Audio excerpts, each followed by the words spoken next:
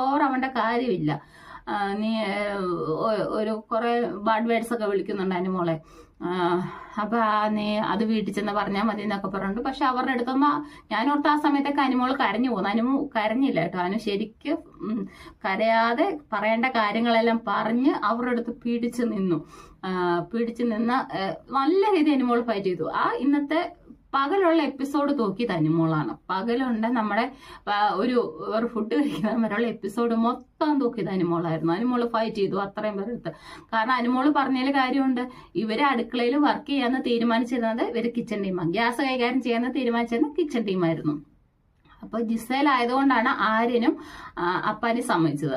Gizele അപ്പാനിയുടെയും അക്ബറിന്റെയും ആര്യന്റെ ഒക്കെ ടീമിലുള്ള വ്യക്തിയാണ്. അപ്പൊ അതുകൊണ്ടാണ് സമ്മതിച്ചത്. അതേസമയം അനീഷ ചോദിച്ചെങ്കിൽ ഇവര് അപ്പാനെയും ആര്യനും സമ്മതിക്കില്ല, അനുമോളായിരുന്നെങ്കിൽ സമ്മതിക്കത്തില്ല, അങ്ങനെ വേറെ കുറെ പേരെ സമ്മതിക്കത്തില്ല. ജിസേൽ ആയതുകൊണ്ട് മാത്രം സമ്മതിച്ചാണ്. അതിലും കാര്യമുണ്ട്.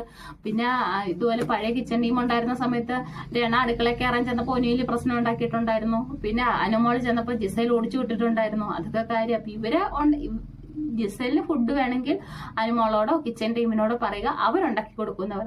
അല്ലാതെ ജിസേൽ ഫുഡ് കഴിക്കുന്നതിനല്ല അനുമോൾക്ക് പ്രശ്നം. ജിസേലിന് വേണമെങ്കിൽ അത് ഇവരോട് പറയുക, ഇവരുണ്ടാക്കി കൊടുക്കും, ഇവർ ത്രൂ ഉണ്ടാക്കി കൊടുക്കും. അതാണ് അനുമോള് പറഞ്ഞത്. അനുമോളുടെ ഭാഗത്തും പോയിന്റ് ഉണ്ട്. അനുമോളുടെ ഭാഗത്തെ പോയിന്റ് ഉള്ളത്. ഇവര് ജിസേലായതുകൊണ്ട് മാത്രം സമ്മതിച്ചതാ. അപ്പൊ അങ്ങനെ ആ ഫൈറ്റ് മൊത്തം അനുമോള് തൂക്കി. അതെല്ലാം കഴിഞ്ഞ് വൈകുന്നേരം ആയപ്പോഴത്തേനും ഷാനവാസിന്റെ ഒരു ഒറ്റയാൾ പോരാട്ടം ഉണ്ടായിരുന്നു. അയ്യോ, അനുമോളുടെ അടുത്ത് ബിൻസിയുടെ കേസ് പറഞ്ഞപ്പം ചാടിക്കടിക്കാൻ ചെന്ന നമ്മുടെ അക്ബറും അപ്പാനെയും ടീംസ് ഒക്കെ കൂടെ പഞ്ചപുച്ച വടക്കി നിന്ന് ഷാനവാസിന്റെ ഒറ്റയാൾ പെർഫോമൻസിൽ വീണെന്നുള്ളതാണ്.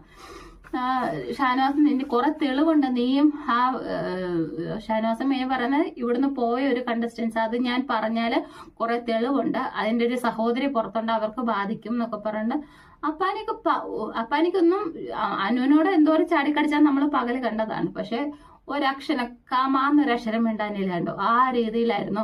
അപ്പാനെയൊക്കെ പഞ്ചപുച്ചടക്കി അക്ബറും ഒക്കെ ലാസ്റ്റ് ഷാനവാസിനെ കൺവിൻസ് ചെയ്യാനായിട്ട് പുറകെ നടക്കുന്നുണ്ടായിരുന്നു. ഷാനവാസ് വീഴുവോ? നല്ല രീതിയിൽ ഷാനവാസ് പെർഫോം ചെയ്തിട്ടുണ്ട്. നല്ല പറയാനും നല്ല ഗെയിം കളിക്കാനൊക്കെ ഷാനവാസിന് അറിയാം. അപ്പൊ നീ ഇവിടെ ഗ്രൂപ്പിസം കളിക്കോ, നീ വന്നപ്പോ തൊട്ട് ഇവിടെ ഗ്രൂപ്പിസം കളിക്കോ, നീ എനിക്കിട്ട് ചെയ്യുന്ന പണിയൊക്കെ എനിക്കറിയാം എന്നൊക്കെ പറയുന്നുണ്ട്. അതെല്ലാം പറഞ്ഞ് ഇതെല്ലാം എല്ലാത്തിനും തെളിവ് എൻ്റെ കയ്യിലുണ്ട്. ചിലപ്പോൾ നമ്മൾ കാണാത്ത കുറെ കാര്യങ്ങളൊക്കെ കാണും കേട്ടോ. നമുക്കറിയാൻ പറ്റില്ല.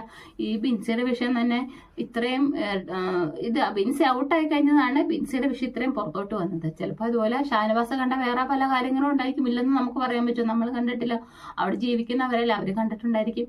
അതായിരിക്കും ഷാനവാസ് പറഞ്ഞത്. പക്ഷെ ഷാനവാസ് സൂപ്പറായിരുന്നു. മറ്റേ